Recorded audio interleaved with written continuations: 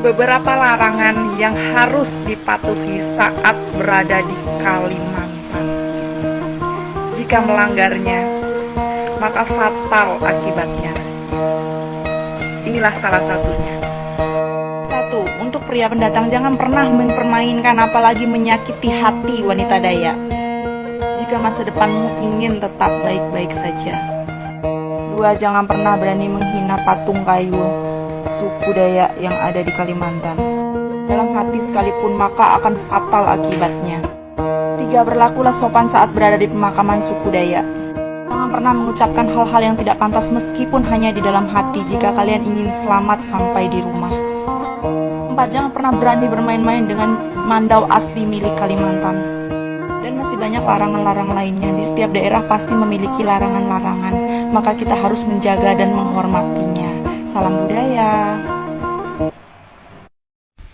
Katanya kalau nikah sama gadis Dayak tidak dibolehkan pulang kampung lagi. Harus menetap di kampung si wanita tersebut. Benar atau tidak? Tahu dari mana dan dapat informasi dari siapa? Ya nggak bisa pulang lah. Nggak punya ongkosnya. Kalau punya ongkosnya dan niat pulang, pasti pulang kok. Gini ya, di Kalimantan itu setiap yang mau ngelamar pasti dikenakan adat ke wanitanya. Jadi bukan berupa cuman mahar, tapi ada benda, yaitu yang harus dipenuhi, seperti tempayan. Nah itu harus. Nah jika tempayan itu belum terpenuhi, itu namanya masih berhutang. Nah jika dia masih berhutang, maka belum bisa membawa istrinya untuk pulang selamanya ke kampung halamannya. Tapi jika hanya untuk silaturahmi, diperbolehkan kok, bisa-bisa aja. Terus gimana kalau laki-lakinya orang tidak punya? Oke, baik, bakalan Putri jawab ya pertanyaannya, karena banyak banget yang bertanya seperti ini.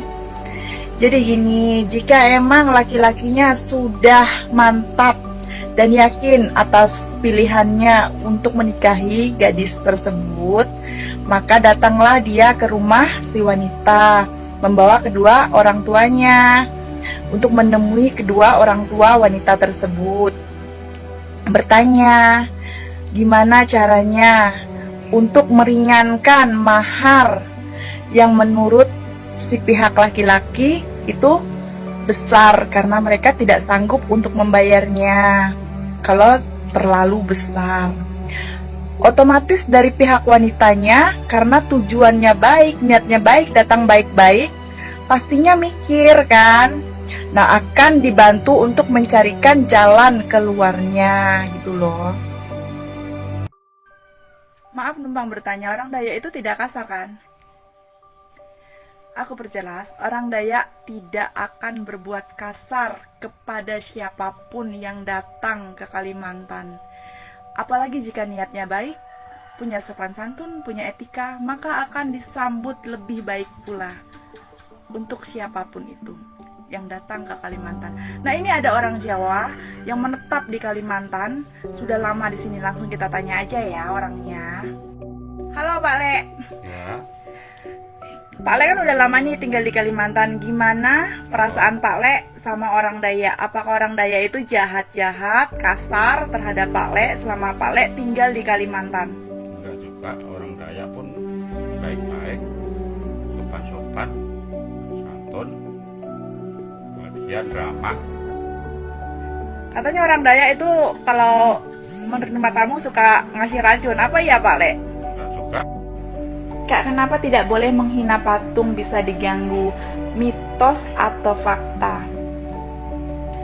Entah itu mitos atau fakta, tapi emang begitulah cerita yang sesungguhnya yang ada dan terjadi di sini. Jika tidak percaya, silahkan datang ke sini, ke Kalimantan, dan buktikan sendiri kebenaran cerita itu. Monggo. Dan di sini, menurut kepercayaan orang zaman dahulu, patung bisa disebut dengan temadu. Jadi orang zaman dahulu itu kalau meninggal biasanya dibuatin patung di kuburannya itu. Dan itu juga nggak semua orang sih, orang-orang tertentu aja yang memiliki pangkat atau gelar. Ya contohnya seperti kepala kampungnya, kepala desa, dan pokoknya seperti orang penting kayak gitulah. Nah, setelah kemajuan zaman, perkembangan zaman, jadi tempat kayak gitu kan nggak dipakai lagi, dikeramatkan. Nah, ada yang main ke situ secara nggak sengaja kencing atau menghina, dia biasanya pulang tuh sakit atau kesurupan, diganggu penunggu patung itu. Kak, aku mau tanya, apa benar jika Mandau sudah keluar dari sarungnya bakalan makan korban dan pertumpahan darah? Itu dapat berita dari mana dan dengar dari siapa? Enggak lah, enggak kayak gitu. Mandau itu ada dua macam. Ada yang sudah diisi mantra sama yang belum diisi mantra. Nah, jika yang belum diisi mantra itu yang biasanya suka dipakai buat konten, buat nari-nari kayak gitu. Jadi kalau seandainya sudah diisi mantra dibuat pakai konten, habis dong manusia.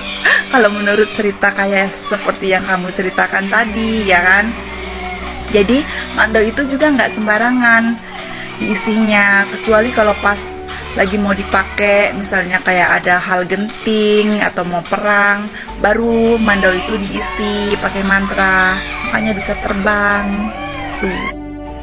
Berarti masih primitif dong, belum modern. Hai Mbak Cantik, salam kenal, terima kasih hadir dan komennya ya. Jadi gini loh Mbak Cantik, bukan masalah tentang modern atau tidaknya. Semodern apapun kita, tinggal di kota sebesar apapun kita tetap warga negara Indonesia yang memiliki adat dan budaya.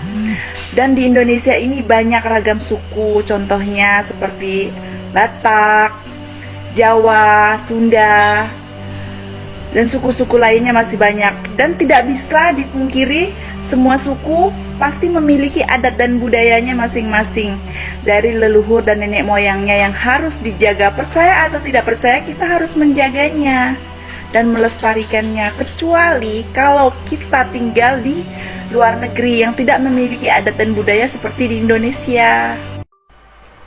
Takut sama gadis Dayak.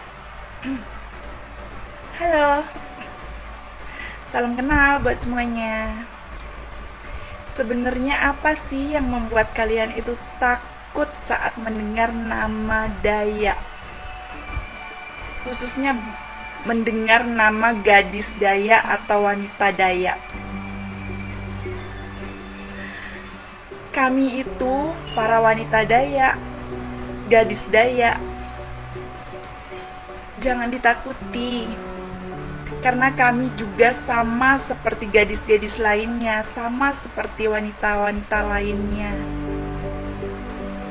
Kami punya etika, punya tata krama, punya sopan santun. Karena kami juga diajarkan dari kecil untuk menghargai, untuk berbuat lebih baik pada orang yang baik.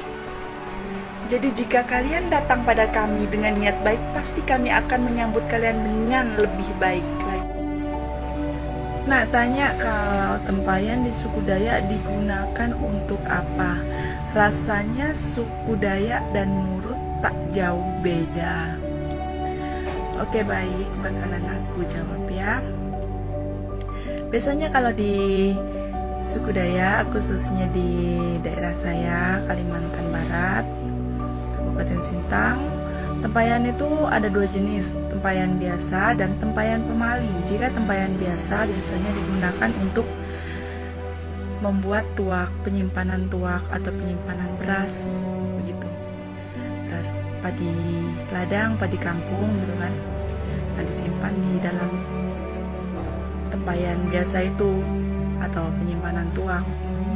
Nah, tapi kalau dia tempayan pemali, ya khususnya seperti seserahan adat dari pernikahan atau adat pemali, itu biasanya disimpan, dikeramatkan.